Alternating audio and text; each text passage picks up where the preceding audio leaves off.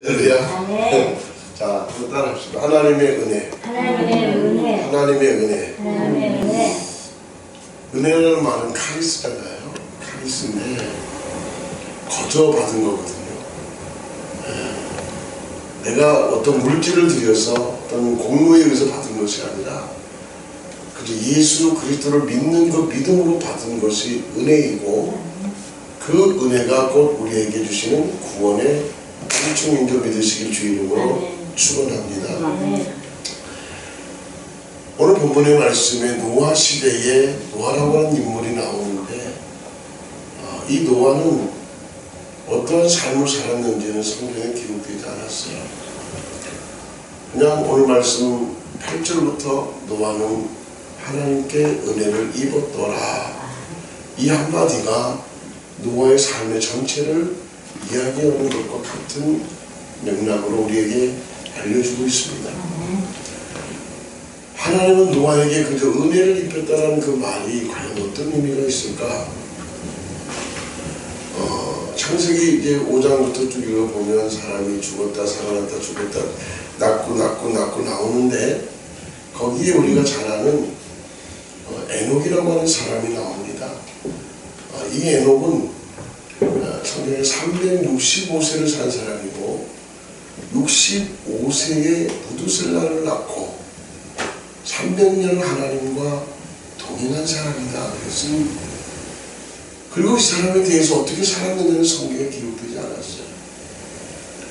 단지 유다서 1장 14절에 보니까 에녹은 아담의 7대 손으로 당시의 예언자라고 기록되어져 있습니다.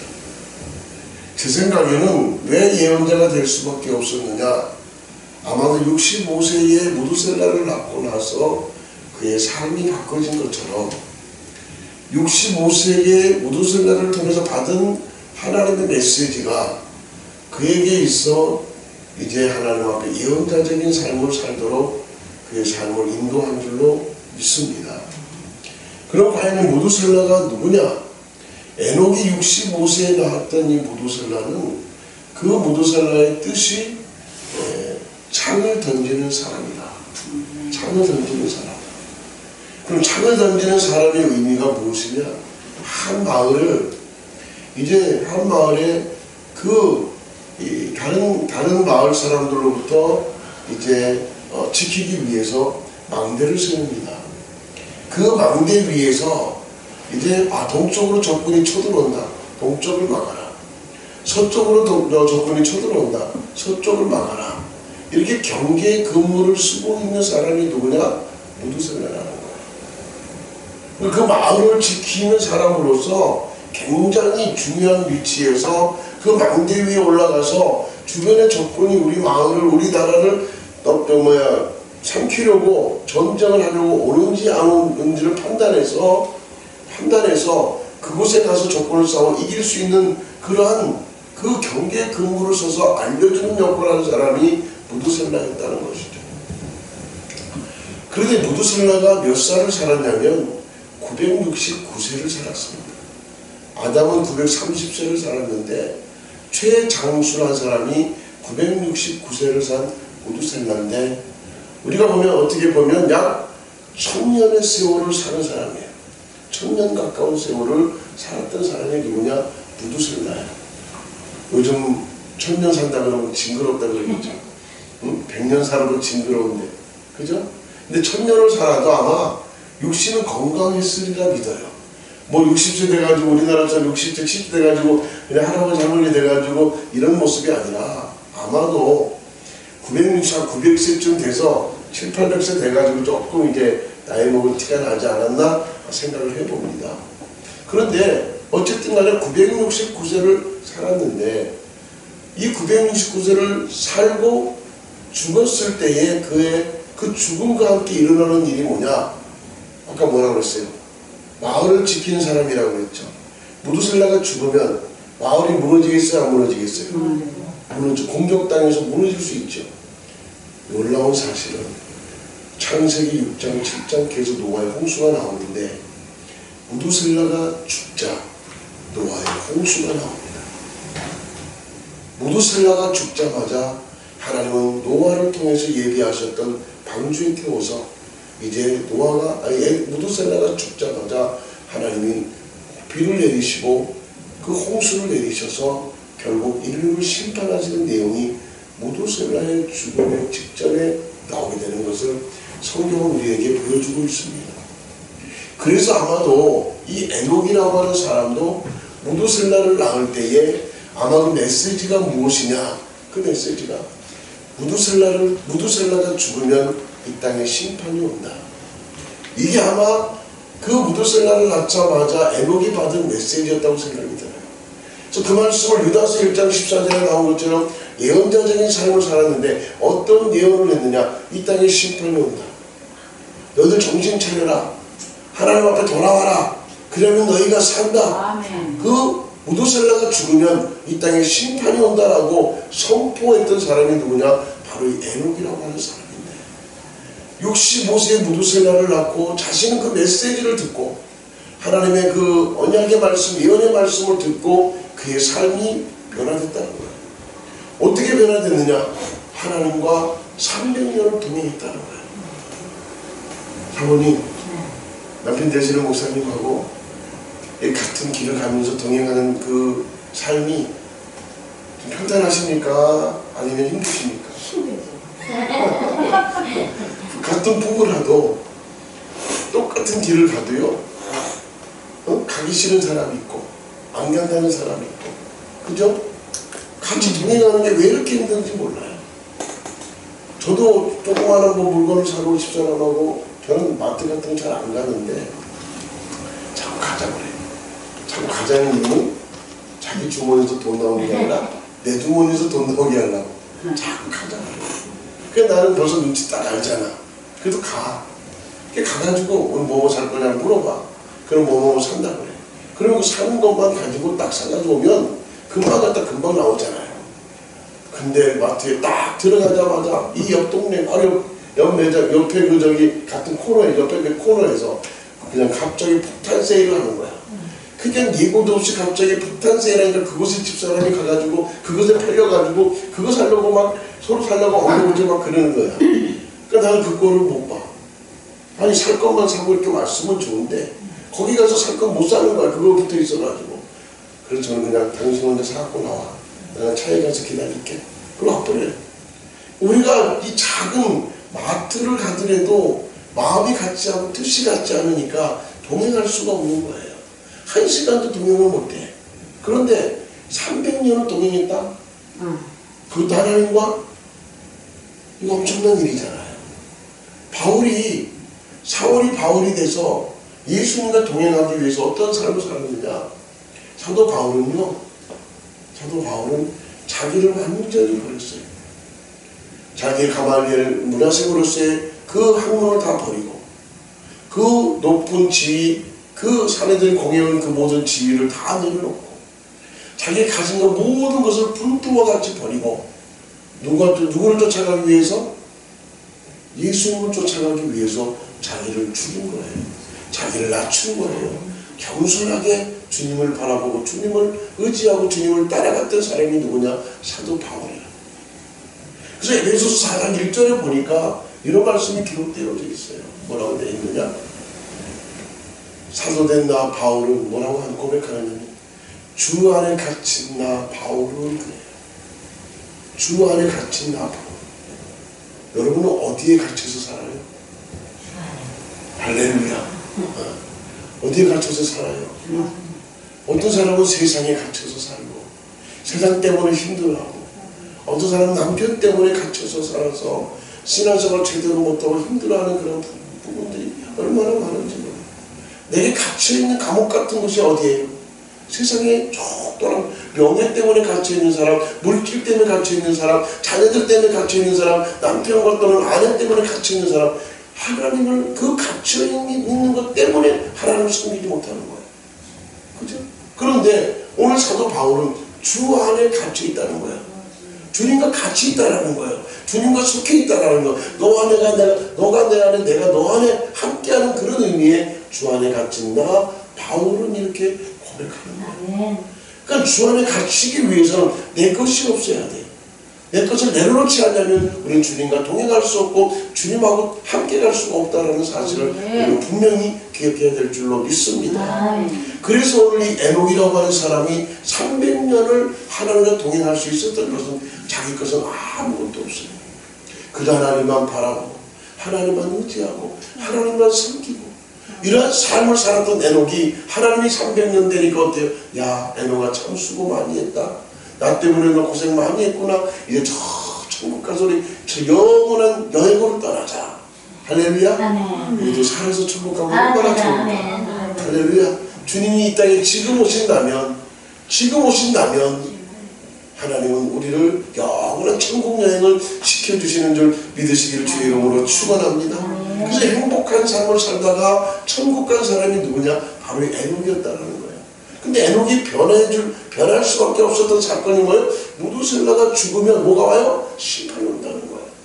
그런데 놀라운 사실은 무두셀라가 969세, 약 1000년의 세월을 하나님이 참으셨다는 거예요. 그 노아의 시대가 죄악이 광명된 시대라고 했어요. 그 흑암의 세력 가운데 그 죄악, 엄청난 죄악들이 성경에 보니까 짐승과 교배하지 마라. 누군 부모와 저기 하지 마라. 동성간에 모든 것이 나와요. 성경. 그런 것들이 이미 그 시대에 빈번했기 때문에 하나님께서는 그 노아의 시대와 같은 지금 오늘의 시대를 가리켜 정말 정신 차리지 않으면 우리도 세상에 취하게 되고 세상에 속해지게 되고 세상 따라가다가 결국 멸망에 이를 수밖에 없음을 우리에게 알려주기 위해서 노아의 시대를 통해서 오늘 현 시대를 우리에게 보여주고 있다는 사실을 믿으시길 주의 이름으로 축원합니다. 그래서 이 노아가 이제 하나님 앞에 오늘 본문에 보니까 하나님께 뭐예요? 은혜만 입은 거예요. 은혜만 입었더라고요. 하나님은 은혜를 입혀주셨어요. 그 은혜가 뭐냐? 에베소서 2장 8절 9절 보니까 예수 그리스도를 믿음으로 말미암아 너희에게 그 은혜로 말미암아 구원을 선물로 주시리니 그래요. 할렐루야. 그러니까 노아에게 은혜를 입혔다라는 말은 뭐예요? 노아를 내가 너를 구원해 주겠다. 내가 너를 건져주겠다. 그 노아의 홍수 사건을 통해서도 내가 너를 지켜주겠다. 너와 함께 주겠다라는 약속이 그 은혜 속에 들어있는 거예요.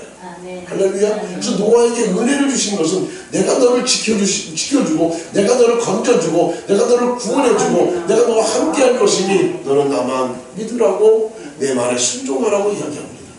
그러니까 그 말에 순종한 노아가 100년 동안에 걸쳐서 그 아라랏산 꼭대기에다가 방주를 짓는 것은 지나가는 사람들마다 뭐라고 얘기합니까? 저 XX 바보 등신 뭐 별소리를 다 들어요. 왜? 배가 바닷가에 있어야지 산에 올라가 있으면 어떻게 해요? 사람들이 볼 때 좀 미쳤다고 그러죠. 나사 하나 빠졌다고 그러지. 그러니까 지나가면서 전부 손가락질하는 거야. 야, 너 노아 똑똑한 줄 알았더니 야, 배가 어떻게 산에 있냐? 저 바닷가 옆에 있어야 그래도 물가에다 배를 띄울 거 아니냐? 근데 산에서 어떻게 배가 움직이겠다고 이 산꼭대기에다가 이 노아의 방주를 만드냐? 너 참 이상하다. 지나가는 사람들마다 그렇게 비방하고 조롱했지만 그래도 묵묵히 하나님 말씀에 순종하기 위해서 노아는 방주를 짓습니다. 방주를 치는. 그런데 그 순종한 노아의 그때 당시 그렇게 노아의 방주를 지을 수 있었던 노아의 그 믿음과 신앙이 어떤 모습이냐? 오늘 말씀 9절의 말씀이라는 거예요. 그는 당대의 뭐요? 당대의 의인이라고 그랬어요. 의인이라. 당대의 의인이다. 의인은 뭡니까? 의인은 누구밖에 없습니까? 하나님밖에 없어요. 그래서 로마 3장 23절에도 의인은 없나니 하나도 없다고 그랬어요. 이 땅에 의인이 하나도 없어요. 소돔과 고모라가 의인 10명이 없어서 무너진 도시가 소돔과 고모라예요. 그래서 그곳에도 엄청난 죄악들이 있었기 때문에 그 죄성을 그 하나님께서는 이제 그 의인이 있음으로 말하면 구원해 주려고 했는데 50명이 없어요. 45명이 없어요. 40명이 없어요. 30명이 없어요. 20명이 없어요. 아브라함이 그렇게 정말 의인을 찾아보려고 했지만 의인 10명이 없어서 결국 그 도시가 무너지는 것을 봐요. 우리가 구약을 읽어보면요 굉장히 무서워요. 왜냐하면 그 당시에 수많은 사람들 중에 사는 사람이 구원받은 사람이 얼마나 됩니까? 소돔과 고모라는 10명, 의인 10명이 없어서 완전히 다 죽어버리고요. 멸망하고요. 또 노아의 방주는 8명의 식구 외에 온 인류의 세상에 있는 모든 사람들까지 짐승까지 다 죽어버린 그 사건이 노아의 홍수 사건 아닙니까? 얼마나 구원받았습니까? 8명이 구원받았어요. 노아의 식구만. 그래서 오늘날 하나님께서는 의인된 삶을 살기를 원하시는 것은, 의인이라는 것은 오직 죄가 없는 상태를 얘기하고 성결하고 깨끗함을 이야기하는 거예요. 하나님은 의인이시고 그 의인됨을 우리에게 의인시켜 주시기 위하여, 의인으로 인쳐주시기 위해서 누구를 보내주셨습니까? 예수 그리스도를 이 땅에 보내주셨고, 누구든지 예수 그리스도를 믿는 그 믿음으로 산다면 하나님은 의인 인쳐주시고 의인 되었다라고 선포해 주시는 줄 믿으시길 주의 이름으로 축원합니다. 그래서 우리가 죄가 없는 것이 아니라 내 속에 예수 그리스도가 내 죄를 덮어주셨기 때문에 안 보이는 것이지, 내 심령에 예수가 빠져버리면 우리는 죄가 그냥 드러나는 것이 인간이에요. 할렐루야. 그래서 이사야서 59장의 1절과 2절에 뭐야? 내 손이 짧아 너를 구원하지 못한 것이 아니라 너와 내 사이를 가로막는 구렁텅이 같은 죄가 있다는 거예요. 그 죄 때문에 하나님은 나를 보고 싶어도 볼 수 없다는 거예요. 하나님이 나를 그렇게, 우리 사모님을 그렇게 보고 싶고 그렇게 이뻐해주고 그렇게 보고 싶고 하심에도 불구하고 뭐 때문에? 구렁텅이 같은 죄 때문에 안 보인다는 거예요. 할렐루야. 내가 손이 짧아서 야 간다 이렇게 손이 달랑달랑 이렇게 건져주지, 손이 짧아서 건져내지 못하는 것이 아니라는 거예요. 나와 너 사이에 가로막는 죄가 있기 때문에. 그 죄를 무너뜨리고 깨뜨리신 분이 누구냐? 십자가를 위해 다니신 예수 그리스도이시고 그 피로 인하여 우리 죄를 덮어주셨어요. 여러분, 골고다 언덕에서 예수님 피가 흘리실 때 그 마지막에 죽은 줄 알았던 그 예수 그리스도를 마지막까지 사단은 완전한 죽음을 보기 위해서 옆구리에 창을 찔러요. 확인하기 위해서. 그 창을 푹 찔러니까 그 창자국 속에서 나오는 그 뭡니까? 이 액체가 뭡니까? 피가 나왔어요. 피가 나온다는 것은 뭡니까? 우리 죄를 덮어주는 거예요. 여러분, 우리가 상처가 나면 어때요? 저는 뭐 일하다가 좀 이렇게 여러분들 이렇게 부엌에서 칼을 쓰다가 잘못하면 손을 빌 때가 있잖아요. 뭐가 나와요? 피가 나와요. 피가 다 나온 다음에 또 뭐가 나와요? 진물 나요. 물집이 나오죠? 네? 왜 물집이 왜 나와요? 그렇다고 물집이 나와? 원리가 똑같아요. 예수님이 흘린 피, 그 피는 우리의 죄를 덮어주시는 것이고, 그 이후에 나오는 물은 우리를 새롭게 하고 거듭나게 하시는 거예요. 우리가 상처가 나서 피가 나고 나서 물집이 나는 이유는, 피가 아프니까 이제 상처가 나 피가 나올 거 아니에요. 뒤에 물집이 나오는 이 살결을 세균을 막기 위해 보호하기 위해서 물집이 나오는 거예요. 할렐루야. 그래서 오늘 우리는 예수 그리스도의 십자가의 사건은 피와 물로써 거듭나는 것이에요. 피로써 우리가 죄를 덮어주시고 물로써 거듭나고 새로워져서 하나님 나라 백성 되고 의인 되었다고 인쳐주시는 그분이 우리가 예수 그리스도를 믿는 그 믿음 속에 있다는 사실을 여러분 믿으시길 주님의 이름으로 축원합니다. 그래서 하나님 우리를 의인화시켜 주시기 위해서 그 누구든지 예수 그리스도를 믿게 하는 것, 영접하는 자고 그 이름을 믿는 자들에게 하나님의 자녀가 되는 권세를 주셨다 하고 있어요. 그러니까 예수를 영접하는 자에게 정말 그 사람에게는 반드시 하나님 아들이라고 인쳐주시고 의인이라고 인쳐주시며 정말 하나님 앞에 정말 견고하게 설 수 있는 믿음을 그에게 주셔서 의인된 그런 모습으로 하나님 앞에 서게 하시는 줄 믿으시길 주의 이름으로 축원합니다. 그래서 이 노아라고 하는 사람은 당대에 뭐요? 의인이라는 거예요. 당대 의인이라는 표현을 하나님이 쓰신 것은 바로 당대에 죄가 없이 죄를 하나님 덮어주셔서 의로운 삶을 살아가고 있는 모습을 가리켜 노아의 그 삶의 모습을 이 당대 의인이라고 표현한 거예요. 할렐루야. 그래서 노아는 정말 그 하나님의 은혜를 입혀주신 이후에 그의 삶이 그전에 어떻게 살았는지 성경에 기록이 안 돼 있어요. 잘 살았는지 못 살았는지 병들었는지 아픈지 성경이 나쁜 짓을 했는지 기록이 없어요. 그러나 중요한 것은 그 어떻게 살았다 할지라도 어떻게 살았다 할지라도 하나님이 은혜를 입혀주시니까 그 모든 죄가 덮어지는 거예요. 그러고 난 이후에 이 노아의 삶이 당대의 의인이었다라는 거예요. 이 말은 당대의 하나님과 같이 깨끗하고 성결한 삶을 살아가려고 노력했다라는 거예요. 할렐루야. 오늘 저와 여러분, 우리의 시대가 지금 마지막 때를 달려가고 있어요. 마지막에 치말이라고 그러고 예수님 지금 오시고 있다라는 거예요. 오시고 있는데 어디까지 오신지 아무도 몰라. 그죠? 어디까지 언제 오실지도 아무도 몰라. 그러나 지금 오고 계신다는 거예요. 오고 계신. 그 예수님 오고 계시는 그 삶 속에서 정말 우리가 해야 될 믿음의 모습이 뭐냐? 의로운 삶을 살아야 된다는 거예요.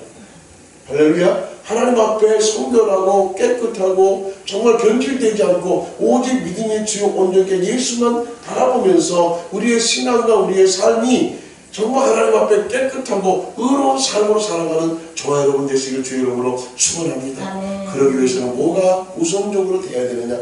회개하는 삶이 우선적으로 돼요.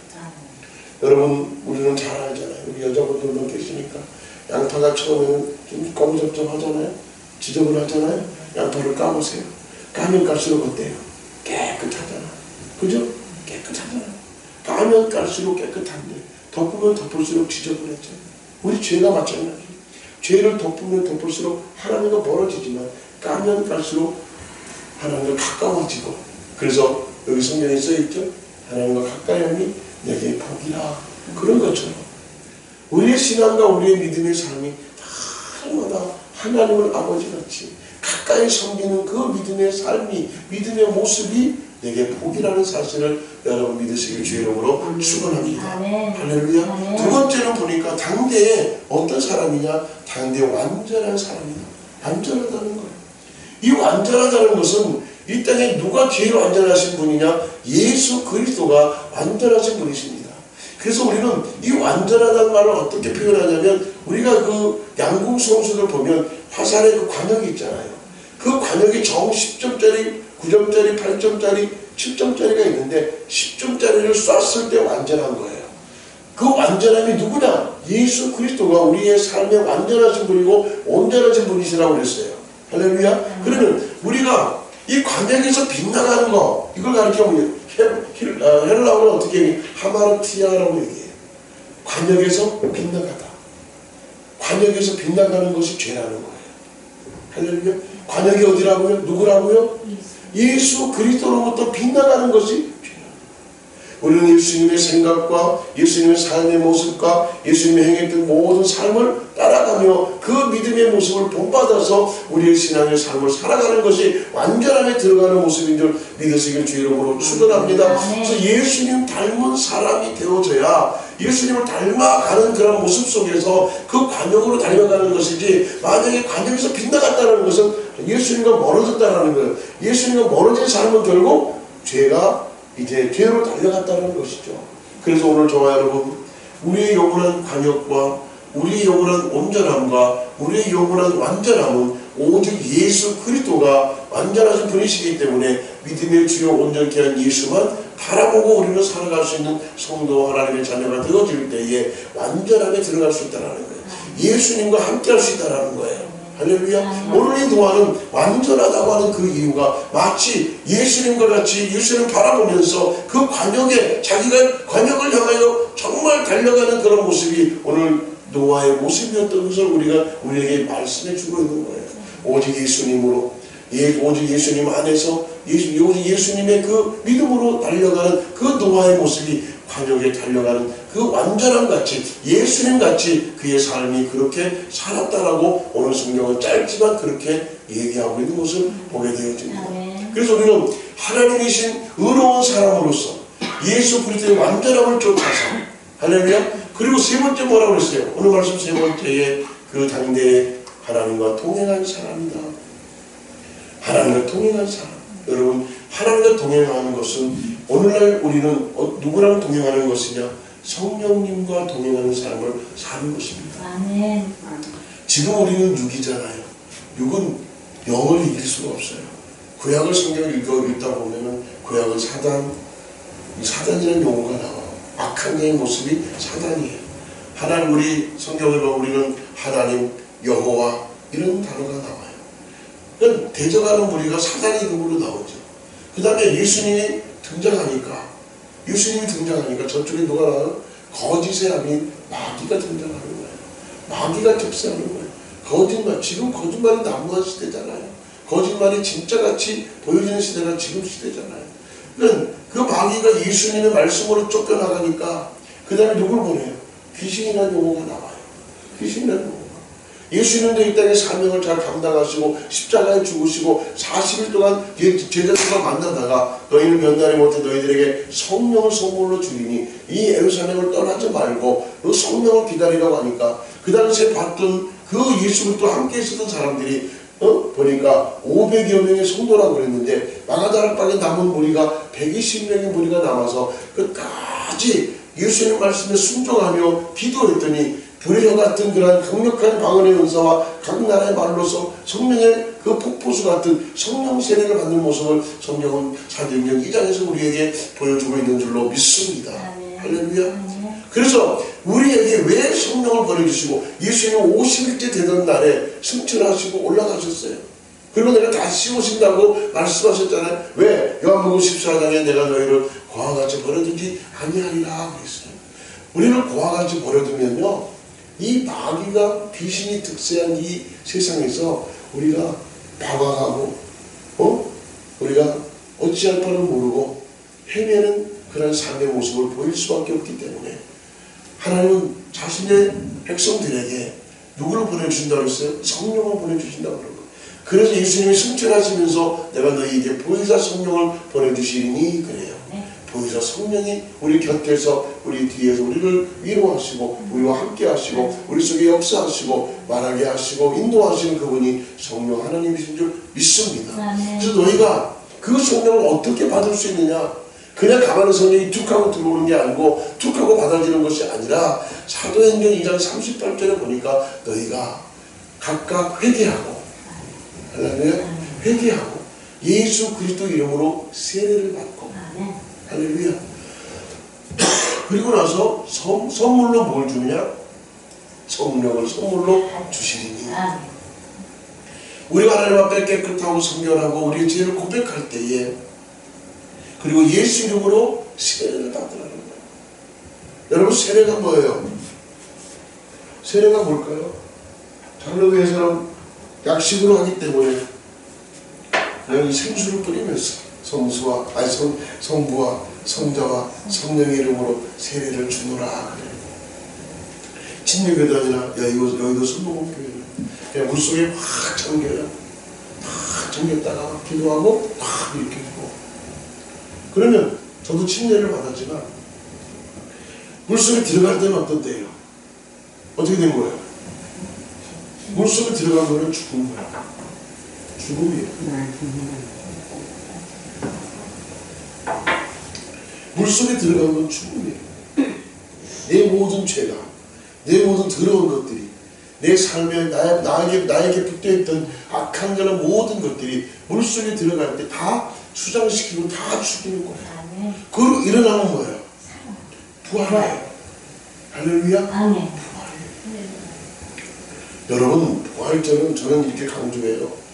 부활절은요 예수님께서 지난주 부활절이었잖아요.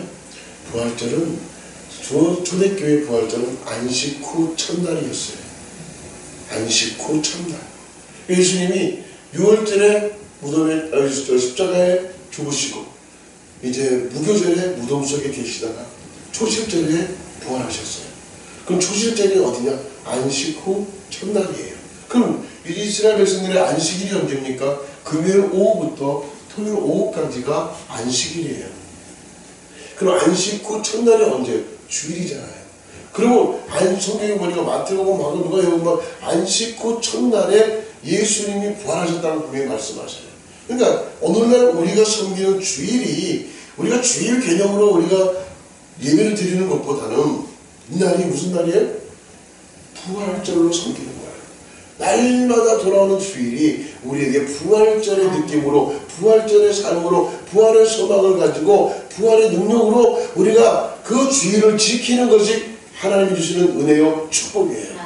할렐루야. 이걸 우리가 알아야 돼요. 우리는 맹목적으로 한 주간 지나면 당연히 돌아오는 게 주일인데 그나마 주일도 요새는 또 코로나로 해서 이 교회장을 가지도 못하고 집에서 예배드리는 사람이 얼마나 많습니까? 그런데 오늘 우리가 이 주일이 만약에 부활절이고 안식 후 첫날이 매주마다 돌아오는 날이라면 우리가 집안에서 우리가 예배드릴 수 없을 거예요. 어떠한 일이 있어도 예배당에 나와서 안식 후 첫날에 정말로 예배당에 예수님의 그 제자들이 모여서 예배드렸던 것처럼 정말로 우리 성도들도 주일날 아침에 나와서 그날이 무슨 날? 안식 후 첫날. 그날이 무슨 날? 예수님이 부활하신 날. 우리는 지난주에 4월 셋째 주가 부활절인데 그날만이 부활절이 아니에요. 그날 우리는 부활의 종교잖아요. 우리 기독교는 부활의 종교예요. 그날만 부활의 종교가 아니라 매주마다 돌아오는 그날들이 바로 무슨 날이에요? 부활절이에요. 그 마음으로 그 믿음으로 주일을 섬길 때에 우리 믿음이 흔들리잖아요. 그런데 내 감정에서 야 오늘 기분이가 꿀꿀한데 내가 뭐하러 교회 가나 안 가? 니네들 갔다 와. 감정에 의해서 주일을 섬긴다? 얼마나 위험한지 몰라요. 내 기분 때문에 아니면 교회 가면 누가 온다 뭐 한다 어떤 그런 그 환경 때문에 아니에요. 이 주일은 우리가 주일의 개념을 분명히 안다면 주일의 개념이 뭐예요? 부활절이라는 거예요. 부활의 날이라는 거예요. 부활절이 아니라 부활의 날이에요. 할렐루야. 그래서 안식 후 첫날이라고 안식 후 첫날에 제자들이 모여서 예배드리는 것은 부활을 기다리는 거예요. 부활을 소망하는 거예요. 예수님 부활은 우리의 부활인 줄 믿으시길 주의 이름으로 축원합니다. 그건 다른 당사과도 같아요. 왜? 예수님 부활했으니까 우리도 그대로 부활해요. 그러나 그 부활의 소망을 가지고 우리가 살아가지만 날마다 우리에게 찾아오는 이 주일, 매 주일마다 찾아오는 이 안식 후 첫날이 우리는 부활주일이라고 생각하고 오늘 우리 주님이 나를 부활에 동참케 하실까? 오늘 주님이 나와 부활에 함께 하시는 그날에 예수님 오실 때 내가 주님을 따라 올라갈 수 있을까? 부활의 소망을 안고 부활의 꿈을 꾸고 부활의 은혜를 체험하고 날마다 주일을 기다리는 그 믿음이 오늘날 부활의 소망을 갖는 믿음이 되는 줄 여러분 기억하시길 주의 이름으로 축원합니다. 굉장히 중요한 얘기예요.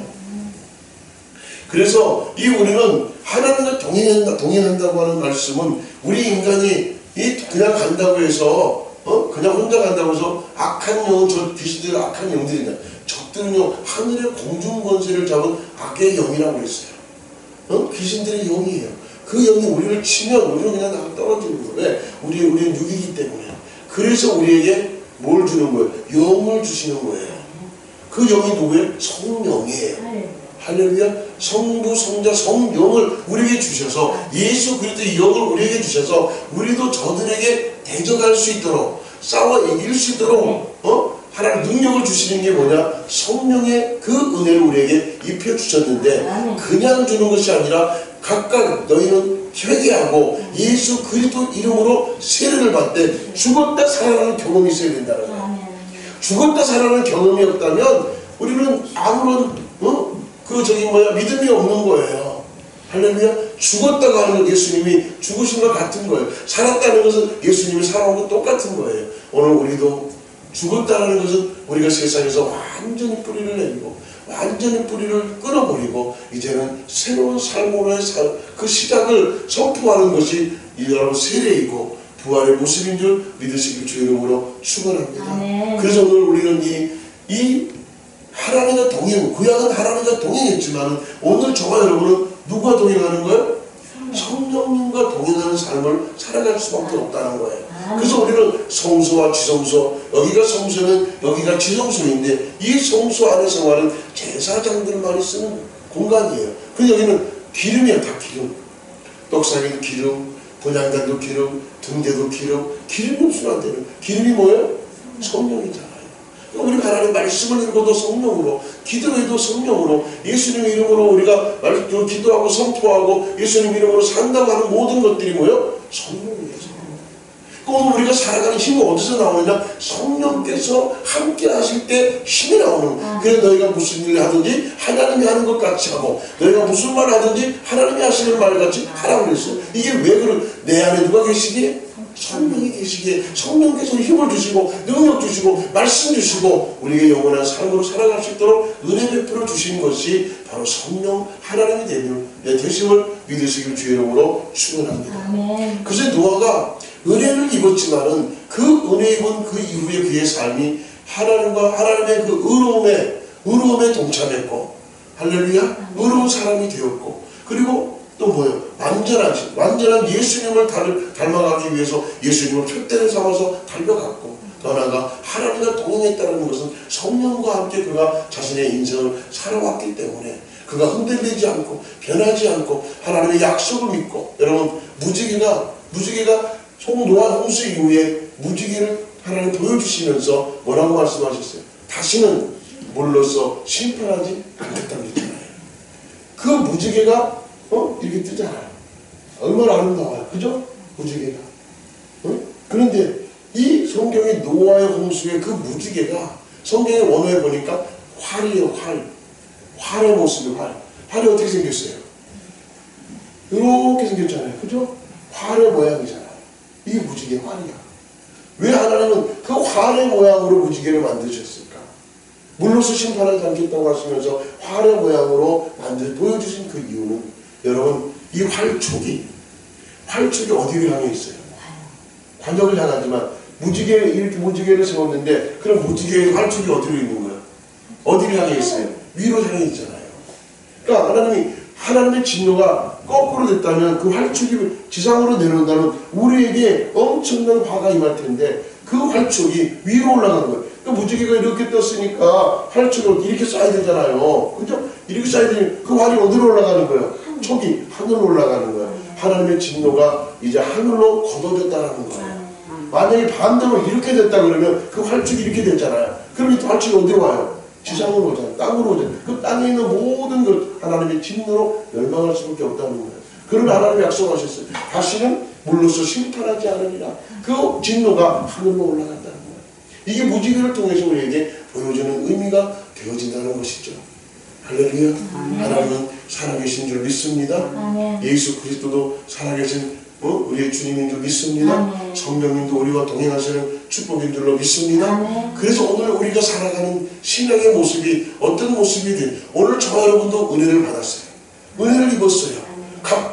우리가 구원받은 게 돈 주고 받은 게 아니잖아요. 누구? 예수 그리스도를 믿음으로 말미암아 우리도 구원받았어. 똑같아요. 노아하고. 그 노아 시대의 노아가 그렇게 잘나서 멋있게 생겨서 아니면 헌금을 많이 아니에요. 하나님이 그에게 그냥 은혜를 입혀주신 거예요. 오늘 저와 똑같은 거예요. 지렁이 같은 너 야곱아, 너에게 내가 너를 택하고 너를 지명을 부르다니 너는 내 것이다 라고 하시면서 우리에게 은혜를 베풀어 주신 거예요. 그 베푸신 은혜를 우리가 받았을 때에 이제 우리가 살아가는 삶이 예수님 오실 때까지 어떻게 살아야 되냐? 의인된 삶으로, 의인의 인쳐진 삶으로 죄가 없이 늘 우리가 성결하고 깨끗하고 정말 하나님 앞에 그 진실된 진리 가운데 살아갈 수 있는 오늘 저와 여러분이 되어지길 주의 이름으로 축원합니다. 그리고 또 우리는 우리의 표대를 어디다 두냐? 예수 그리스도를 표대로 잡고 요한복음 15장에 있는 말씀과 같이 우리는 그 예수님은 나무고 우리는 가지잖아요. 가지가 절로 붙어 있으면 열매를 맺지만 떨어져 있으면 죽은 거라고 했어요. 그죠? 열매를 맺지 못한다고 했어요. 우리는 붙어만 있으면 되는 거예요. 누구한테? 예수님께 붙어만 있으면 되는 거예요. 그 예수님께 붙어만 있으면 열매를 맺을 뿐 아니라 표대를 향하여 그 온전하신 그 관역을 향하여 달려갈 수 있다는 사실을 여러분 분명히 기억하면서 오직 예수, only Jesus, 오직 예수, 할렐루야, 오직 예수를 함께 살아갈 수 있는 오늘 저와 여러분 되시기를 주님의 이름으로 축원합니다. 그리고 마지막으로 이 시대는 성령 시대입니다. 이제는 영적인 싸움을 싸우는 거예요. 그래서 이제 우리가 영적인 싸움을 싸우려면은 우리도 영적인 무기가 있어야 돼요. 그 무기가 에베소서 6장 10절에 20절 전신갑주예요. 전신갑주. 이 전신갑주 우리가 입고 악한 영들과의 싸울 때 우리가 이길 수 있는 거예요. 할렐루야. 우리가 입어야 될 옷이 4가지가 있어요. 가죽 옷이 있고 창세기 3장 21절에 가죽 옷이 있고, 그리고 골로새 3장 12절에 17절에 우리 인격과 성품의 옷이 있어요. 눈으로는 이렇게 한복을 아름답게 입으셨지만은 눈으로 우리는 보이지만 성품과 인격을 눈으로 안 보여. 그죠? 성품과 인격이 눈으로 보이니까 우리의 행동에 나타나는 거예요. 삶의 현장에 내가 움직일 때 보여지는 게 우리의 인격과 성품이에요. 그렇잖아요. 이렇게 가만히 있으면 아무것도 모르지만 그 사람 한번 움직이거나 무슨 말할 때 보면 그 사람 성격이 나오잖아. 그죠? 가만히 있으면 몰라. 그런데 말 한마디를 통해서 행동 하나를 통해서 아, 저 사람이 이런 사람이다. 이게 나오잖아. 우리 인격과 성품이 무엇으로 7가지의 옷을 입어야 되는데 겸손과 자비와 온유와 오래 참음과 용서와 사랑으로 띠는 거예요. 사랑으로. 7가지의 그 성품과 인격이 있어요. 7이라는 숫자는 완전한 거예요. 그 완전함으로 인격과 성품으로 우리가 이제 띠를 띠고 그리고 하나님 주시는 7가지의 전진갑주 무기가 있어요. 5가지는 방어할 수 있는 무기, 2가지는 공격할 수 있는 무기, 7가지 무기를 가지고 마지막 하늘에 있는 영들과 싸우는 전투하는 하나님의 군대가 되어지게 될 줄 믿으시길 주 이름으로 축원합니다. 그리고 나서 요한계시록 19장에 9절과 10절에 하나님이 우리에게 세마포 옷을 입혀주시는데 의의 옷이라고 그래요. 의의 옷. 성도들의 오른 행실이라고 그래요. 그리고 이사야서 61장에도 보면 그 61장에 하나님께서 우리에게 뭐라? 후원의 옷이라고 세마포를 주시니 그래서 후원의 옷이라고 그리고 신부단장에서 우리의 세마포 옷에 보석으로 단장한 것 같더라 그래요. 그래서 오늘 우리가 마지막에 입어야 될 옷이 뭐냐? 전신갑주를 입고 영적 싸움을 싸우고 이제 하나님 만날 때 입어야 될 옷이 하얀 세마포입니다. 세마포. 그 세마포라고 해서 우리는 그럼 세마포를 날마다 가방 속에 넣어 갖고 다녀야 되겠네. 예수님 언제 오실지 모르니까. 그래 안 그래? 안 그래요 사실은. 세마포라고 해서 하얀 옷 소복이 생각하면 세마포가 아니에요. 세마포라는 것은 세마포로 옷을 입고 우리가 주님 만날 수 있고 천국 갈 수 있는데 그 세마포가 뭐냐? 너희는 그리스도로 옷을 입으라는 거예요. 그리스도로 옷을 입는 거예요. 내 삶이 오직 예수 그리스도와 함께 살아가고 예수 그리스도를 통해서 우리가 믿음으로 산다면 그 예수로 우리는 옷을 입고 있는 거예요. 오직 예수만 보여지는 거예요. 예수를 통해서 일하는 거예요. 할렐루야. 예수 그리스도를 증거하는 거예요. 이런 예수만 우리 안에 있다면 그 예수 때문에 우리는 예수 그리스도로 옷을 입고 있는 거예요. 그래서 어느 순간에 지금 이 시간 예수님이 이 땅에 재림하고 오신다고 그래도 두 사람이 맷돌을 가다가 한 사람이 훅 올라가 버려요. 이게 휴거잖아요. 마치 휴거가 뭐예요? 강력한 그 자석에 의해서 확 빨려 올라가는 것처럼 순간적으로 예수님이 이 땅에 오시면요. 그때까지 살아있다면 마치 그 세마포 입은 사람들, 즉 예수 그리스도로 옷을 입고 있는 사람들은 그냥 올라가는 거예요. 할렐루야. 죽은 자는 무덤을 깨고 그래서 우리 예수님 안에서 죽은 자들을 가리켜 우리는 잔다라고 얘기해요. 왜? 자는 사람은 깨어날 때가 있다라고. 언제? 예수님 오실 때 깨어나기 때문에. 할렐루야. 오늘 저와 여러분 우리는 노아와 같이 같은 시대에 지금 살아가고 있어요. 지난해 관용된 시대에 살아가는데 우리에게 예수 하나님께서 은혜를 입혀주셨어요. 다 은혜를 입혀주셨어요. 이제 우리가 주님을 기다리고 재림의 소망을 가지고 예수님 오시는 그날에 정말 그리스도로 옷을 입고 믿음의 삶을 살아갈 수 있는 그 방법이 뭐냐? 오늘 노아가 행했던 믿음의 모습처럼 우리는 당대에 어떻게 의인된 삶, 당대에 누구? 완전한 자로, 당대에 하나님과 동행한 사람으로. 할렐루야. 오늘 우리 살아가는 우리가 이 시대에 의인된 예수 그리스도로 믿음으로 말미암아 의인된 삶을 살아가고 예수 그리스도를 바라보며 살아가고 성령님과 동행하는 삶을 통해서 마지막 때를 지혜롭게 믿음으로 승리할 수 있는 오늘 저와 여러분 되시기를 주님의 이름으로 축원합니다. 할렐루야. 그래서 하나님의 은혜, 하나님의